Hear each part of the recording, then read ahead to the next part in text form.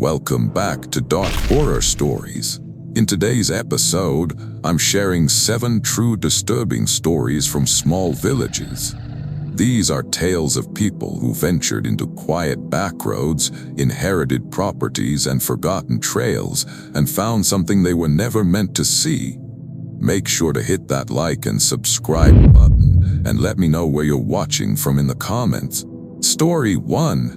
In Whetstone Gap, there's a stretch of road where the trees grow so close they make their own ceiling. It's not like a normal canopy either, more like the woods are leaning in to listen. You can drive under it and your headlights look dimmer, like the light gets swallowed a few feet out. Folks there don't talk about it much because there's nothing to say that won't make you sound dramatic. It's just a place you don't stop. I went back because my aunt left me the house. Not a nice inheritance. Not one of those fix it up and sell it situations. It was a single wide that had been sitting too long, with a porch that sagged like it was tired of pretending. I remember thinking as I unloaded my duffel that the air smelled faintly like wet pennies and old insulation. Before anything weird happened, before I could even say weird without sounding like a kid, I did normal stuff. I kept my keys in my mouth while I wrestled the lock because my hands were full. I found a roll of duct tape in the kitchen junk drawer and felt oddly comforted by it. I rinsed out a mug that still had a faint ring of instant coffee stuck to the bottom. I noticed a calendar from 2 years ago still pinned to the wall with a tack shaped like a little strawberry. I kicked aside a stack of damp mail and a plastic comb missing half its teeth. The first night, I told myself I wasn't nervous. I mean, I was alone, sure, but I'd done alone before. What I was, honestly, was annoyed. The kind of annoyed you get when a place keeps demanding your attention. Leaky faucet, rattling window, the fridge making that intermittent groan like it was clearing its throat. Sometime after midnight, the groans stopped.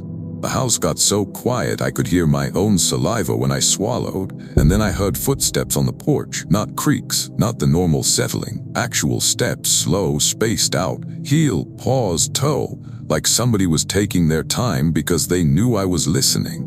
My brain did what brains do. Raccoon, drunk neighbor, wind shifting the boards. I even sat up and told myself out loud, it's a raccoon, like saying it would make it true. The steps stopped directly outside the door, and then came the scratching, not frantic animal scratching. This was deliberate. 3 slow lines, a pause, then one long drag downward, like a nail being tested for sharpness. I stayed still. I did the thing where you hold your breath without realizing you're doing it. I waited for the next sound to make it make sense. Instead, something pressed against the door, not a hand, not a shoulder. The whole surface of the door flexed inward slightly as if a body too heavy, too spread out was leaning against it. The cheap metal latch complained. I almost called someone. I even unlocked my phone. But who do you call at 12:40 in the morning in a place like that? And what do you say? Hi, I think the darkness is leaning on my aunt's front door. Then I heard a voice. It was low, close, and for half a second I felt relief because a voice meant a person. A person meant something I could deal with. Hey, it said, just that. Hey, it wasn't the word that bothered me. It was the way it landed, flat and clean, like it had been cut out of a recording and placed there, no breath around it, no human little sounds. I told myself, because I needed something to grab onto, that maybe it was someone from town checking on the new owner. Maybe they'd had a few beers. Maybe they were being a jerk. So I did something stupid. I called back, who is it? Silence. Then, right against the door, that voice said, you. My stomach did this slow, sinking twist. I didn't feel panicked yet. I wasn't screaming, but my body started preparing anyway like it knew before my brain did. I crept to the window beside the door. The blinds were bent in one corner. I pushed them aside with one finger. The porch light was out. I hadn't noticed it earlier, but the bulb was either dead or something. The moon gave enough light to see the steps, the railing, my aunt's old wind chime hanging still. And then I saw the thing leaning on the door. Not its full shape, just a portion of it. Imagine something pressed so close to a surface that it becomes a suggestion instead of a form. like a pale wedge of flesh flattened against the doorframe, and where a face should have been there was this smooth, stretched oval with a seam running down the middle, like lips stitched shut, except the seam wasn't stitches. It looked grown that way. The seam trembled once as if it wanted to open and didn't quite know how. That's the sentence that still makes me feel sick. The seam trembled like it was trying to remember how to be a mouth. I stepped back too fast and hit the coat rack. It toppled with a loud, stupid crash. The thing outside didn't flinch, it didn't retreat. It tapped the door twice. Then came the sound of something moving along the porch, slowly, toward the window I just looked through. I backed down the hallway, keeping my eyes on the front room like I could hold it in place by staring. I locked myself in the bedroom, even though the lock was one of those flimsy bathroom locks that could be opened with a coin. I pushed the dresser in front of the door. I sat on the bed with my phone in my hand, screen dimmed, waiting for the crash of forced entry. Instead, I heard something worse. A soft, wet sound at the bedroom window, like a tongue being pressed to glass. I didn't look. I know that sounds dramatic, but it wasn't bravery that kept me from looking. It was this deep instinct that said, if you meet it halfway, it will take that as permission.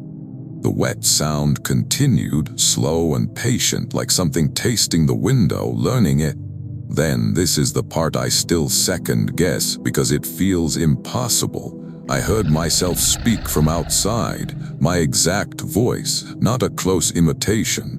Mine. "I'm sorry," it said softly. "I didn't mean to."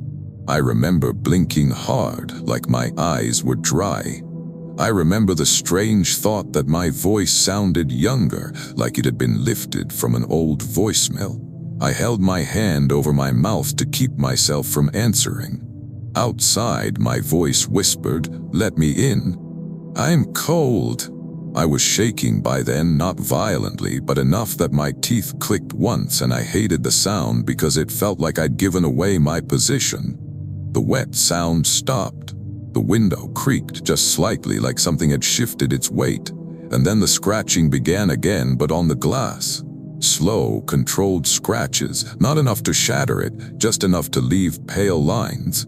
I stayed like that until the first gray hint of morning seeped into the room. I must have dozed off because the next thing I remember is the sound of a bird, one sharp chirp, and the way daylight makes you feel foolish for being scared. I moved the dresser away. My hands were stiff. When I opened the bedroom door, the house was normal again, stale, dusty, quiet. No busted door, no torn screens. I walked to the front room and looked at the door. Nothing, no marks, no dents. For a second, just a second, I felt that wave of relief that makes you want to laugh at yourself. Then I saw the welcome mat. It had been flipped over, and underneath it, pressed into the dirt like a stamp, was a perfect impression of something that wasn't a shoe. 5 long grooves, evenly spaced like fingers, but too long, too straight, and ending in a squared-off shape instead of a taper. As if whatever had handed the porch wasn't built to grasp, only to press. That was my aftermath proof right there. I didn't imagine that. Dirt doesn't lie. I left that morning. I didn't even lock the door behind me. I drove into town with my coffee in a thermos that tasted like burnt plastic, and I kept checking my rearview mirror for something I couldn't name. I still have the house, technically. The deed is in my file cabinet. I pay the taxes, but I haven't slept one night there since. Sometimes, when my phone rings from an unknown number, I stare at it until it stops. Because part of me, this childish, ashamed part, expects to answer and hear my own voice say, very politely, "You." Story 2. The village of Bracken Hollow is the kind of place you miss if you blink. One main street, 2 churches that seem to compete with each other, and a diner where the coffee is always too hot and somehow tastes faintly like the pot has been scrubbed with soap. The first time I went there, I remember noticing how the houses sat back from the road like they were giving each other space. Like nobody wanted to be too close to anybody else when night came. I was there because my friend Daria Quintero had talked me into going with her to pick up a stained glass window her grandmother had bought at an estate sale. Daria liked odd antiques the way other people like rescue dogs. She couldn't stand to leave them behind. We drove up in her SUV with the back seats folded down. On the way, we stopped at a gas station where the bathroom key was tied to a spatula, and Daria bought sunflower seeds and spilled half of them into the cup holder. I had a blister on my heel from stupid shoes, and I remember peeling the sock down to look at it while she drove. Mundane stuff. Normal. The seller's house was on the edge of the village, past where the streetlights stopped. An old farmhouse with a barn that leaned like it had given up. The guy who met us, his name was Holly's Gentry, I remember, because the name felt like a handful of marbles, didn't invite us inside. He just walked ahead of us toward the barn like he wanted the whole thing over with. He kept glancing at the woods behind his property, not nervously exactly, more like checking a clock. "Y'all got a tub?" he asked. Daria said yes, and he nodded like that mattered. Inside the barn it smelled like hay that had soaked up old rain. The stained glass window was propped against a stack of pallets wrapped in newspaper. Daria made this little happy noise and started unwrapping it, and that's when I noticed the other thing in the barn. There was a door in the back wall that didn't match the barn. Too clean, too straight, painted the same color as the wall like it was trying to disappear. No handle, just a metal ring set into the wood, the kind you pull to lift a hatch. I pointed at it. "What's that?" Holly's eyes flicked to it and away. "Root cellar. In a barn," I said, half joking. He shrugged like he didn't care enough to explain. "Old place. Folks did things different." I told myself it was nothing. I told myself I was being nosy. But Daria has that curiosity that's like a dog worrying a bone. "Is it locked?" she asked, and before he could answer, she stepped closer. Holly's voice sharpened. "Don't." Daria froze.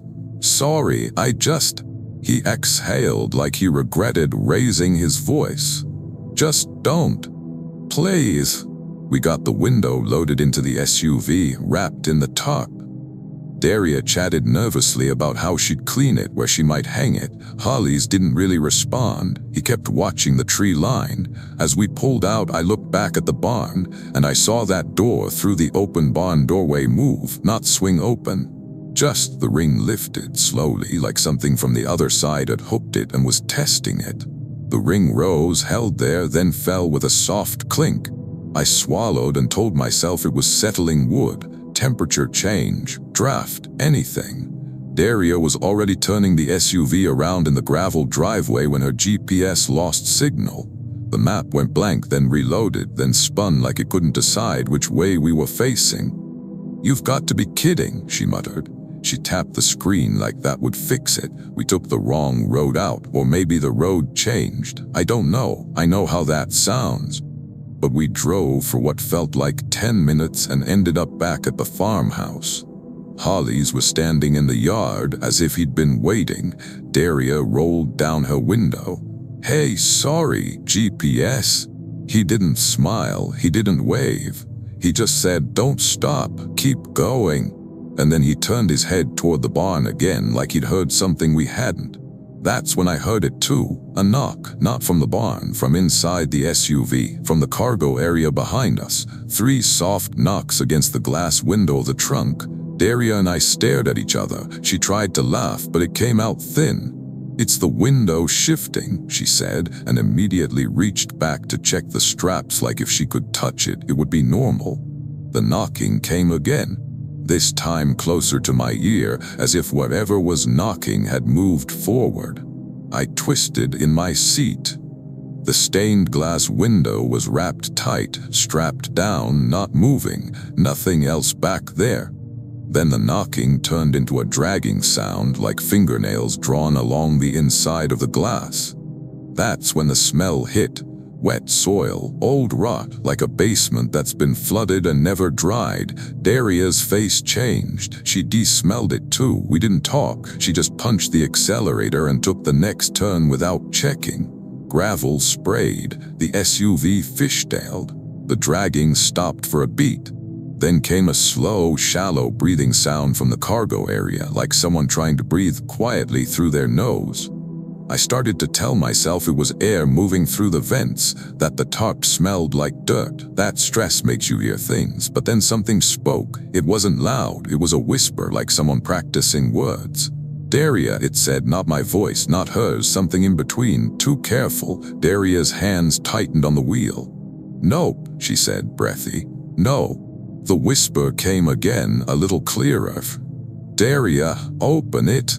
She was crying. I could see tears on her cheeks in the dash light. She kept shaking her head like she was trying to shake off a bad thought. I reached back without thinking, like an idiot, and slapped my palm against the cargo glass. Stop, I said to whatever it was. My voice cracked on the wood. The breathing stopped. Then a shape rose behind the glass. Not fully, just enough to be seen in the rearview mirror. A head very close to the glass, but wrong in proportion. Like it was too tall, too narrow, and instead of eyes there were two wet depressions that looked like thumbs had pressed into clay. The skin around them was stretched and shiny, as if it had been rubbed raw. The iconic thing, the thing I can't scrub out of my head, was the mouth. It was open, but not like a jaw. It was like a vertical slit from nose to chin, pulling apart slowly, revealing pale, soft folds inside, like the underside of a mushroom. And it smiled. Not with teeth, just with that opening widening, as if it understood the idea of smiling and got it wrong. Daria screamed then, finally, and the SUV lurched as she swerved. We hit a pothole hard enough that my teeth clicked. The rearview mirror swung, and when it swung back, the shape was gone, but the smell got stronger. We reached the village center and the streetlights came back. I don't know why that mattered, but it did. Light made the world feel owned again. Daria pulled into the diner parking lot and slammed the car into park. We sat there breathing hard like we'd been running. I'm going to open it, she said. Don't, I said immediately. I have to, she whispered, and her voice had that brittle edge like she'd go crazy if she didn't. We got out. Her hands were shaking so badly she dropped her keys twice. A couple people looked over from inside the diner, but nobody came out. Daria opened the trunk. Nothing.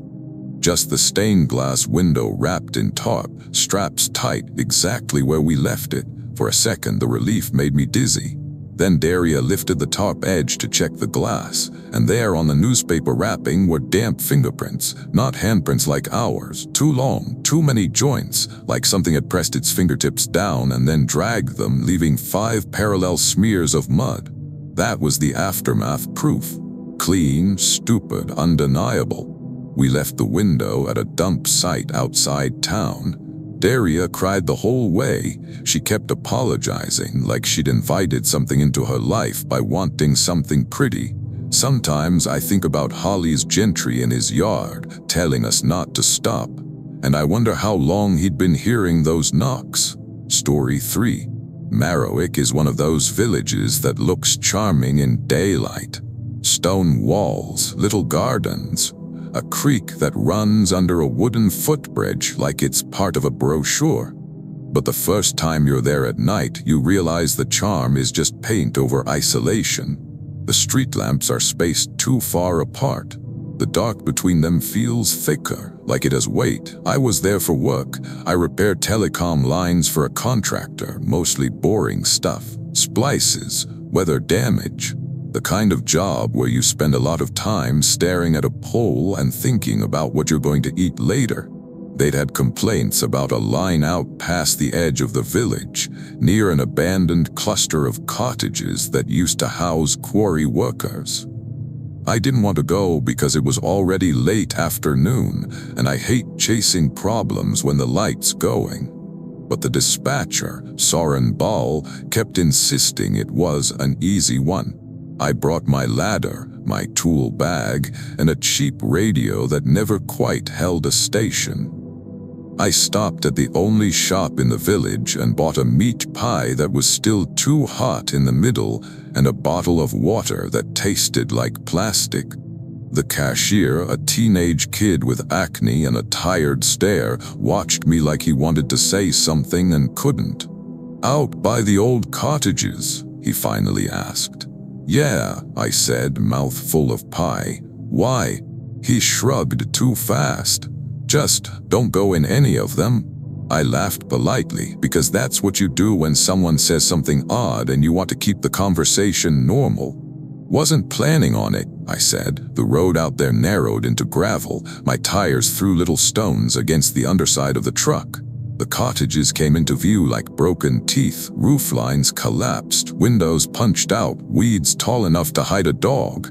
I parked near the pole and climbed up. The air was colder there near the creek. My fingers went stiff around the connectors. Mundane details first. I had a small cut on my thumb from earlier, and it kept catching on my gloves. My headlamp strap was too tight and gave me a headache. I kept smelling something sweet and spoiled, like overripe fruit, and I couldn't figure out where it was coming from. I also kept thinking about how quiet it was, no insects, no birds, just the creek and my own breathing. That quiet should have been my first warning. Halfway through the repair, I heard a door close, not a slam, a careful, controlled click. I froze on the ladder, heart doing that quick stutter. I looked toward the cottages. The nearest one had a door hanging crooked, but the sound came from deeper in, like someone had closed an interior door. I told myself it was wind shifting debris, a loose board, something settling. Then I heard footsteps inside the cottage, slow steps on floorboards, and the thing is, I could tell the difference between footsteps and an animal. The cadence was wrong for an animal, too measured, too aware. I stayed on the ladder and finished the splice faster than I should have. My hands were clumsy. I dropped a screw and watched it tumble into the weeds and vanish like it fell into water. When I climbed down, I looked at the cottage again. A curtain moved behind a window that had no glass. A curtain in an abandoned cottage. I swallowed. I remember my mouth tasting like metal, and I realized I'd been chewing the inside of my cheek. I backed toward my truck. "Hello," I called, because again, your brain wants it to be a person. No answer. The curtain moved again, slower, and then something tapped the wood of the window frame from inside. Tap, tap, tap. It sounded like knuckles. I got into my truck and shut the door, and the sudden enclosed space made me feel both safer and trapped. I fumbled the key into the ignition. The engine didn't turn over the first time, just clicked. I muttered something ugly at my own luck. Tried again. Click. That's when I noticed the radio. It had turned on by itself. Low static, then a voice cutting through for half a second. My dispatcher's voice. "You there, you there," it crackled. I grabbed it. "Yeah," I said too loudly. "Yeah, I'm here." Static. Then, very softly, the same voice said, without radio distortion, from the passenger seat, "You shouldn't answer." I whipped my head around so fast my neck hurt. The passenger seat was empty. The smell of overripe fruit thickened, like someone had opened a jar. I stared at the seatbelt latch because my brain needed something normal to look at. And then the seatbelt, this is the part that still makes my hands sweat, slowly slid out of its housing inch by inch, like it was being pulled by invisible fingers. It stretched across the seat toward me. I told myself it was a spring malfunction, vibration, anything. Then the belt tightened suddenly, snapping taut, and the buckle clicked into itself, fastened with no one there. That sound click was crisp and final, like a lock. I tried the ignition again. The engine caught this time, roaring louder than it ever had. Relief surged so hard I almost laughed. And then I saw movement in my side mirror. Something was coming out of the cottage, but not through the door. Through the window opening, slowly, like it was pouring itself through. What I saw was not a person. It was a shape that had learned person as a concept and was wearing it wrong. Limbs too long in the wrong places. Shoulders moving in a rolling, fluid way like they weren't attached to bones. The skin, if it was skin, was stretched in patches and loose in others like wet paper. It didn't run. It didn't chase the way you expect. It walked toward my truck like it knew I couldn't leave. I slammed the truck into reverse and spun the wheel, tires spitting gravel. The rear end fishtailed toward the creek. The thing stopped at the edge of the weeds and lifted its head. And then it did something small and unbearable.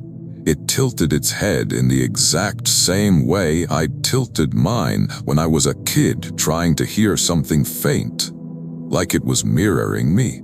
Practicing, the radio crackled again. Soren's voice came through distorted. "You okay out there?"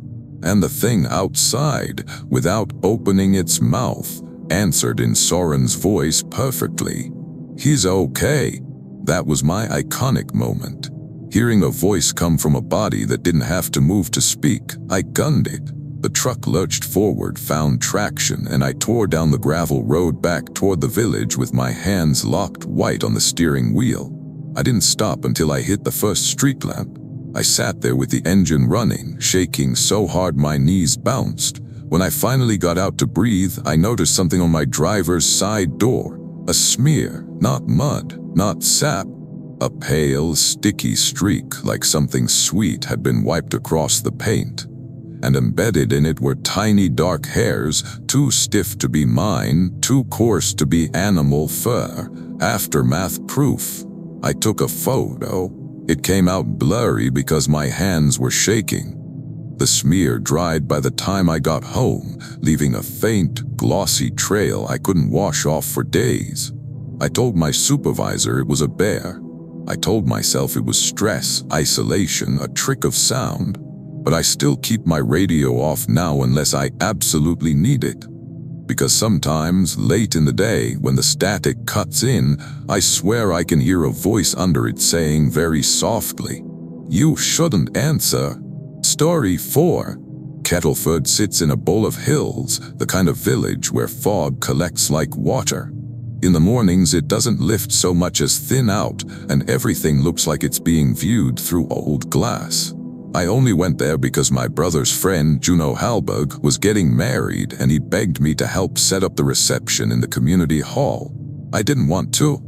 I'd been putting it off for weeks, ignoring his texts, but guilt works on me like gravity. The hall smelled like lemon cleaner and old wood. I remember sticking my finger into a crack in the folding table and coming away with grime. I remember the clack of chairs being unfolded. I remember the bride's cousin, Myria Solis, complaining about how the balloon pump kept sticking. Mundane, stupid stuff. After setup, I had time to kill, and the village only had one thing remotely interesting: an old footpath that looped behind the cemetery and down toward a spring. People used it for walks. Kids used it to sneak off and smoke, probably. It was still daylight, gray and foggy, and I told myself a short walk would settle my nerves. The path started normal, gravel, mossy stones, the faint smell of wet leaves. I passed a rusted swing set with one chain missing, and I remember thinking it looked like someone had yanked it off in anger. Then the fog thickened and the sound changed. You know how your own footsteps sound different on carpet than on tile? It was like that, except the air itself felt padded. My breathing sounded loud in my ears. The world narrowed to the path and the ghost shapes of trees. That's when I heard someone walking behind me. At first I told myself it was another villager, someone else out for a fog walk. I even stepped aside on the path, polite to let them pass. No one passed. The footsteps stopped when mine stopped. I kept walking. The footsteps resumed. A bad joke, I told myself. Someone messing with me, or maybe my own echo. I sped up. The footsteps matched. When I finally turned around, the fog behind me was blank, but something was there. I didn't see it at first. I noticed it the way you notice a wrong note in a song. A human silhouette made of fog that was slightly denser than the fog around it, like the mist had decided to imitate a person. It stood at the bend in the path, motionless. I blinked hard and looked again, trying to make my brain label it as a tree or a stump. The silhouette lifted one arm, and the arm bent the wrong way, elbow folding backward, as if the fog didn't understand joints. My stomach went tight. I started walking backward, still facing it, feeling stupid and scared at the same time. Then I heard my brother's voice. "Hey," he called, cheerful, from somewhere deeper in the fog to my left. "Come on, we're waiting." I almost answered. I almost stepped toward the voice because my whole body wanted something familiar, but my brother was in the hall. He was taping tablecloths down. I'd left him there. I turned my head toward the voice, and for the briefest second I saw something through the fog, a face close to mine, inches away, as if it had been waiting for me to look. It wasn't a full face. It was like the fog had formed a mask, smooth, pale, with shallow impressions where eyes should be. But the mouth was a precise cut, too clean, like a slit made with a blade. The slit opened slightly, and my brother's laugh came out of it, soft and warm, like he was standing right there. That was the iconic thing, hearing a laugh come from a mouth that didn't have lips. I jerked back and stumbled, nearly falling off the path into wet leaves.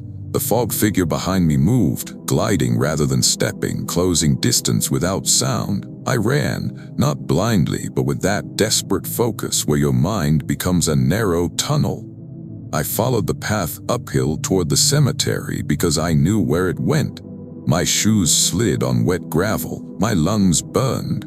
Behind me the laughter followed, but it changed, stretching into something too long, too sustained, like a recording slowing down. I burst out of the fog near the cemetery fence, gasping.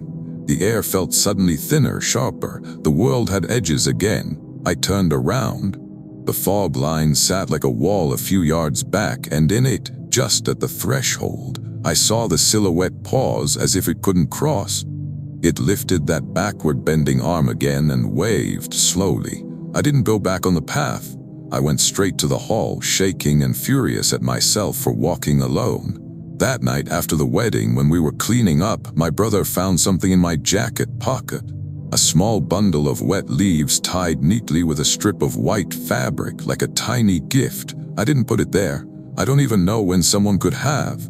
Aftermath proof. I threw it in the outside trash and watched it sit there like it belonged.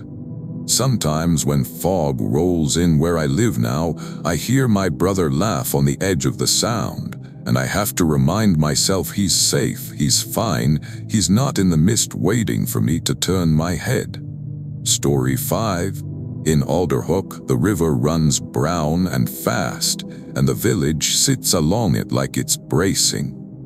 There's a bridge that everyone uses because there's only the one, and the boards clatter under your tires in a way that makes you feel like you should go faster. When I was a kid, my grandmother used to tell me not to whistle on that bridge.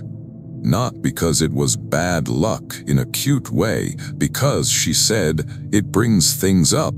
I went back last fall because I needed somewhere cheap and quiet to work on my writing. I rented a room in a house behind the general store from an older man named Thaddeus Krall, who smelled like tobacco and menthol salve.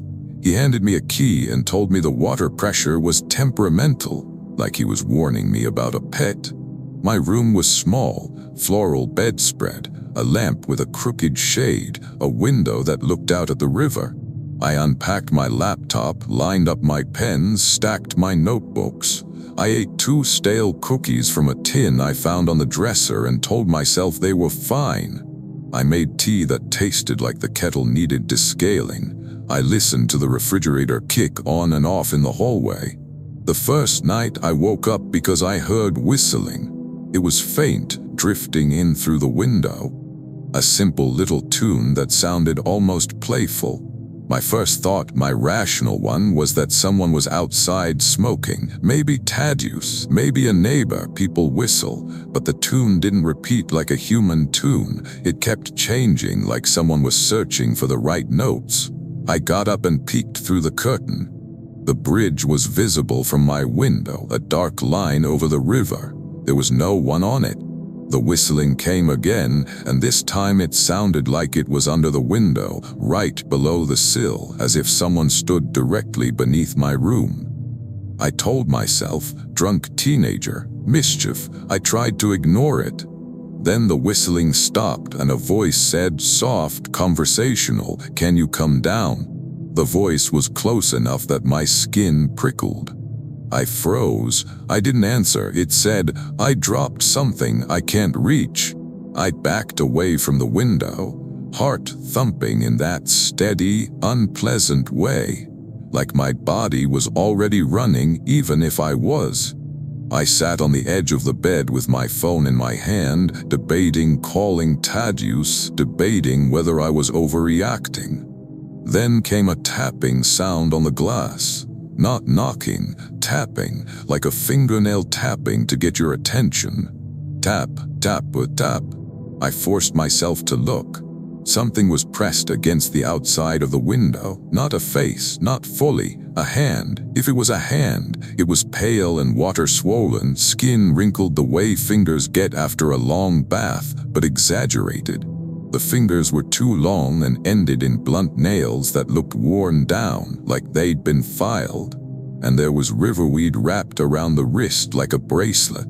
The iconic moment for me was noticing the riverweed still moving, gently, as if it were underwater even though it was on my window. The tapping continued. "Please," the voice said, and it was calmer than any voice has a right to be at 2 a.m. just for a second. I stepped back. I told myself it was a prank, someone holding a fake hand up. But the hand left wet streaks on the glass, and the streaks slid downward slowly like the water couldn't decide whether to drip. I turned on the lamp.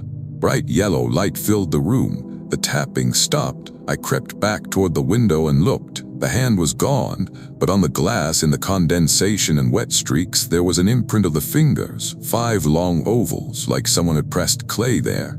And below them on the outside sill lay a single small object, a whistle. An old metal whistle, tarnished with dents like it had been bitten. I didn't open the window. I didn't touch it. I stood there staring until my eyes hurt. The next morning I went down to the bridge in daylight with a hot coffee that tasted like burnt grounds. The river was loud enough to drown out thoughts. I tried to convince myself the whistle had fallen from somewhere, washed up, been placed by an animal. But when I leaned over the railing, I saw something snagged on a beam beneath the bridge. A strip of white fabric fluttering. It looked like the same kind of fabric as my bedsheet. I went back to my room and checked. One corner of my sheet had been torn, not neatly, but like someone had gripped it and pulled until it ripped. Aftermath proof. I left Alderhope that day. I told Thaddeus there was a family thing. He nodded like he already knew. I still don't whistle on bridges. Sometimes, without meaning to, I catch myself humming that searching tune from the night, and my throat tightens like my body is trying to stop the sound before it escapes. Story 6. The village of Pinewash has a single gravel road that curls around a lake like a lazy finger. In summer, it's postcard pretty boats, kids, grilled corn smells. In late October, it becomes something else. The lake goes dark and still, and the houses look like they're holding their breath behind their curtains. I went because my girlfriend at the time, Celeste Morrow, wanted to see the place where her father grew up. It was a sentimental trip for her. For me, it was just a weekend away, a break from city noise. We rented a little cabin from a woman named Yelena Prout, who gave us a ring of keys and a warning that sounded like a joke. "If you hear knocking from under the floor, ignore it." Celeste laughed. I did too, because it seemed like the kind of line people in small towns say to tourists to feel mysterious. Inside, the cabin was cozy in a functional way. We lit the gas heater and it made that warm, dusty smell. Celeste found a board game in a closet with half the pieces missing. I noticed the couch had one leg propped on a coaster. We cooked boxed pasta and ate it out of mismatched bowls. I stepped on a Lego-like plastic shard near the rug and swore. Normal. That night the lake wind rattled the windows. We fell asleep to the heater clicking on and off. I woke up because the cabin felt off, not cold, not hot, off like the air pressure had changed, and then I heard it. Knocking from under the floor, 3 knocks, a pause, 2 knocks, a pause. It wasn't random. It sounded like a pattern. Celeste stirred. "Do you hear that?" she whispered. I wanted to say no. I wanted to say it was pipes, the cabin settling, a raccoon under the crawl space. "It's probably the heater," I lied. The knocking continued, steady, patient, like whoever was doing it at all night. Celeste sat up. "I'm going to check," she whispered. "Don't," I said, too sharply. She looked at me like I was being dramatic, and maybe I was, but something about those knocks felt like communication. We lay there listening. Eventually it stopped, and the silence was almost worse. We drifted back towards sleep. Then came a different sound, a soft shuffling from beneath the cabin, like something dragging itself through dirt. And then, this is the part I still can't explain, a voice came through the floorboards, muffled but clear enough to make out, Celeste's father's voice. "Cease," it said softly. "Open up." Celeste sat bolt upright. Her face went pale in the dim light. Her father lived 3 states away. He wasn't there. He couldn't be. It's him," she whispered, and I could hear the child in her voice. I grabbed her wrist. "No," I said, "it's not." The voice came again, a little more urgent. "Cease, I'm stuck."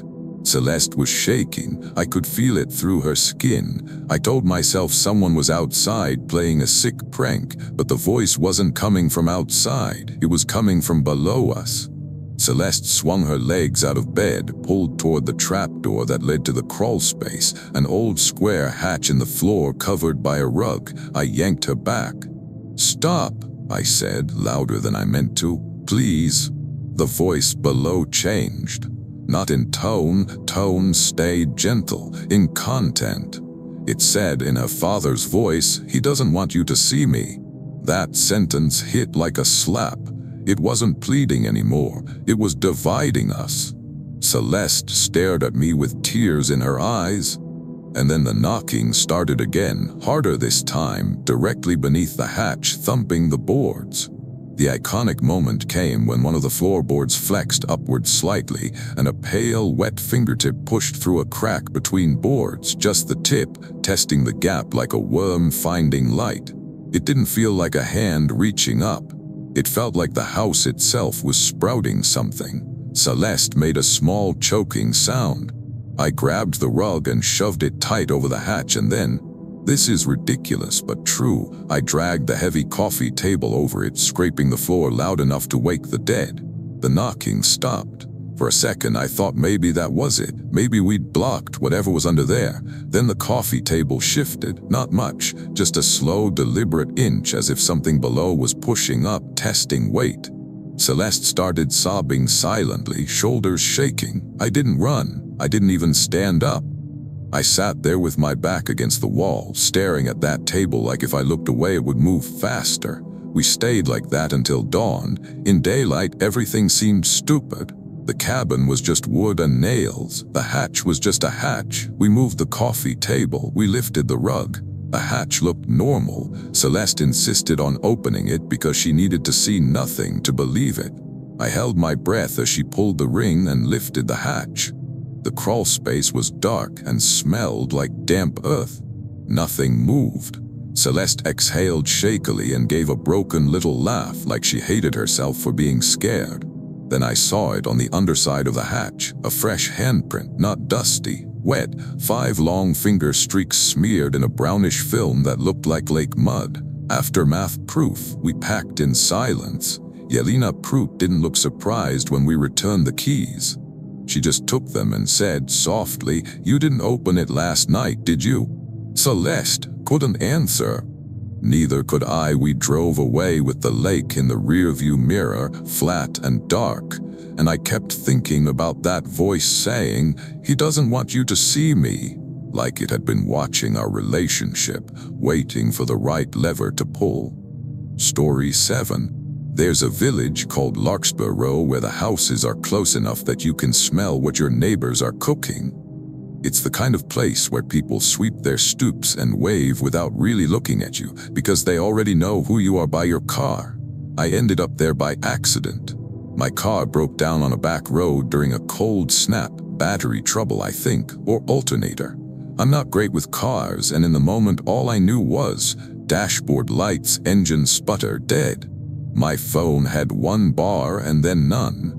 Of course, I walked until I found a little mechanic's shop with a hand-painted sign, but it was closed.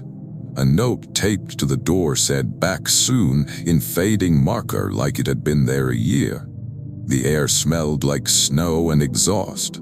A woman across the road stepped onto her porch and watched me. She was older, wrapped in a quilted coat. Her hair was gray and braided. "You lost," she called. "Car died," I said, and my voice sounded thin in the cold. She nodded once. "You can wait inside, it'll be dark soon." I followed her, grateful and uneasy in that particular way you get when you accept help from a stranger because you have no other option. Her name was Anwen Fisk. She introduced herself while she set a kettle on the stove like this was normal. Her house was warm but smelled faintly of mothballs and something herbal like dried sage. She gave me a blanket that had little stitched flowers on it and a mug of tea that tasted like cloves. Mundane details. Her cat was missing an ear. There was a stack of crossword books on the coffee table. Her TV was unplugged. A jar of pennies sat on the windowsill. She had a small bowl of hard candies that were all stuck together. Outside, the sky went purple and then black. Snow started, fine and dry like salt. I asked if she had a phone. She said her landline doesn't work right when it's cold. I told myself that was plausible. Old wires, rural service. Then she said something that made my stomach tighten.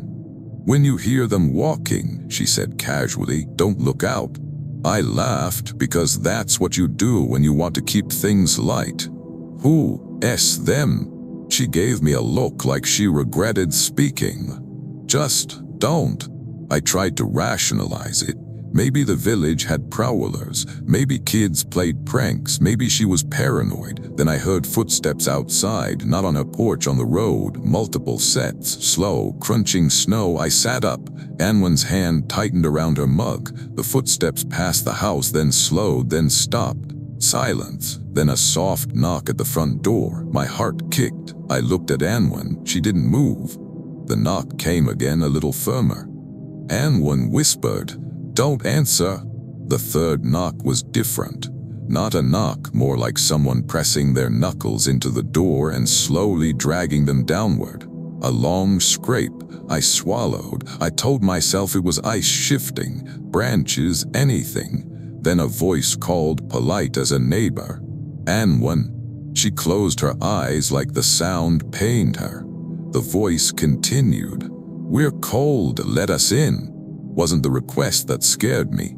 It was the chorus behind it, faint, overlapping like several people whispering the same thing a fraction of a second off, creating a soft echo of voices. I could picture them out there. I hated that my brain tried to. Anwen shook her head barely. "Don't," she mouthed at me. The voice at the door shifted like it was trying a different tactic. It said my name, not loudly, not threatening. Just my name, spoken with familiarity like someone who'd known me for years. My stomach dropped.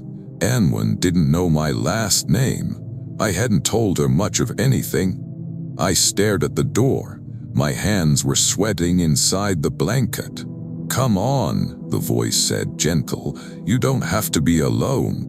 The voices behind it murmured agreement, soft as falling snow. I told myself desperately that it was someone from the village who'd seen me come in, that Anwen had told them I was here, that they were trying to help. And then the iconic moment happened. A thin strip of shadow slid under the door like a finger of darkness, and it moved against the grain of the wood, snaking along the floorboards toward my feet. Not light, not a draft. It moved with intention. It touched the edge of my shoe, and the leather frosted instantly, turning white with rime like it had been dipped in liquid nitrogen. My toes went numb in a heartbeat. I jerked my foot back, and the shadow recoiled like it had been burned. Anwen whispered, "They're tasting you." I didn't know what to do with that sentence. My mind refused to hold it. The voices outside grew more insistent, still polite, still soft, but layered now with a faint irritation. "Open," they said all together. Anwen stood abruptly, moving with surprising speed for her age. She went to a cabinet and pulled out a small tin. She sprinkled something, salt maybe, or ash, along the base of the door in a thin line. The shadow under the door hesitated, then retreated. Outside, the voices stopped at once. Silence so complete it rang. I sat frozen, staring at the line at the door, trying to make sense of anything. Then there was a thump against the side of the house, like someone had leaned their shoulder into the wall, then another. Anwen grabbed my arm. "Back room," she hissed. We went down a narrow hallway into a bedroom that smelled like lavender sachets. She shut the door and whispered, "Don't speak." We waited. The house creaked. The wind sighed. And then from the living room, I heard the sound of someone walking inside. Slow steps, careful, as if they were exploring. I stared at Anwen, eyes wide. She shook her head like she couldn't explain and wouldn't try. The steps paused outside the bedroom door. A soft voice, right outside, said in Anwen's own voice, "It's okay, I sent them away." Anwen's face went gray. She clamped a hand over her own mouth like she was afraid of accidentally responding. The doorknob turned, not all the way, just a slow test, then it stopped. We stayed in that room until the faint winter light returned. At some point I must have drifted because I remember jerking awake to Anwen touching my shoulder. "It's morning," she whispered. We went back into the living room. Everything looked normal. No broken door, no footprints tracked inside, no shattered windows. I would have doubted myself. Honestly, I would have, if not for my shoe. The leather at the toe was permanently whitened, cracked, like it had been freezer burned. And on the floor near the door, right where the shadow had slid, the wood was marked with a faint, dark smear that didn't match any stain pattern, like something had brushed along it and left behind the cold. Aftermath proof. A mechanic eventually came by, real person, real truck, and jump-started my car like it was nothing. I tried to ask him about them, about the footsteps, about the voices, but he just looked at Anwen's house and said, "You should get going before the weather turns." I drove out of Larkspur Row with my heater blasting and my toes still numb, and I kept thinking about how the voice at the door knew my name. I hadn't told anyone there. I hadn't even had cell service. And every winter since, when my car struggles to start, I feel this sudden, irrational urgency to not be stuck anywhere that has a door. Thanks for watching. If you enjoyed these stories, hit that like button and subscribe for more. Let me know in the comments which story unsettled you most, and share this with your friends who love a good scare. Until next time, stay safe out there.